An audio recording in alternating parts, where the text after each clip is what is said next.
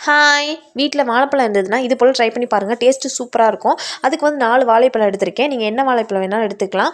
செவ்வாழையா இருந்தா 2 போதும். இது சின்ன வாழைப்பழங்கிறதுனால 4 எடுத்திருக்கேன். அத வந்து தோல் உரிச்சு ஒரு பவுல்ல சேர்த்துக்கோங்க. அதுக்கப்புறம் வந்து ஒரு ஸ்பூன் வச்சு நல்லா மசிச்சு விட்டுக்கோங்க. அப்படி இல்லைன்னா கையில கூட நீங்க மசிச்சுக்கலாம். நல்லா பழுத்த பழமா இருக்கணும். அப்பதான் வந்து மசிக்க நல்லா வரும்.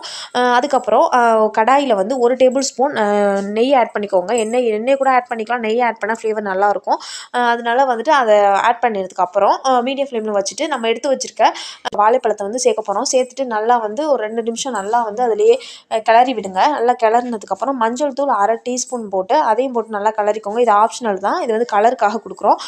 அதுக்கப்புறம் வந்து அது நல்லா கலந்ததுக்கப்புறம் ரவை வந்து நான் 100 கிராம் அளவு ரவை எடுத்திருக்கேன். அதையும் கலந்துட்டு அதை வந்து மீடியம் ஃப்ளேமில் வச்சு நல்லா 2, 3 நிமிஷம் நல்லா வறுத்துக்கோங்க.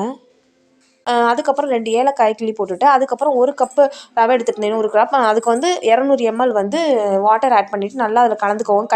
கட்டிப்படாமல் நல்லா கலந்துட்டு, அதுக்கப்புறம் தேங்காய் துருவல் வந்து 1/2 கப் அளவு தேங்காய் துருவல் போட்டுக்கோங்க. டெசிகேட்டட் கோகோனட் கூட ஆட் பண்ணிக்கலாம். நான் வந்து ஃப்ரெஷ்ஷான தேங்காய் துருவல் சேர்த்துருக்கேன். சேர்த்து நல்லா அதையும் கலந்துட்டு, அதுக்கப்புறம் சர்க்கரை வந்து 1/2 கப்போட கொஞ்சம் கம்மியாக சேர்த்துருக்கேன். நீங்கள் இனிப்பு நல்லா சாப்பிடுவீங்கன்னா 1/2 கப்பு, 3/4 கப்பு கூட சேர்த்துக்கலாம். வாழைப்பழத்தில் இனிப்பு இருக்கனால நான் கம்மியாக தான் சேர்த்துருக்கேன்.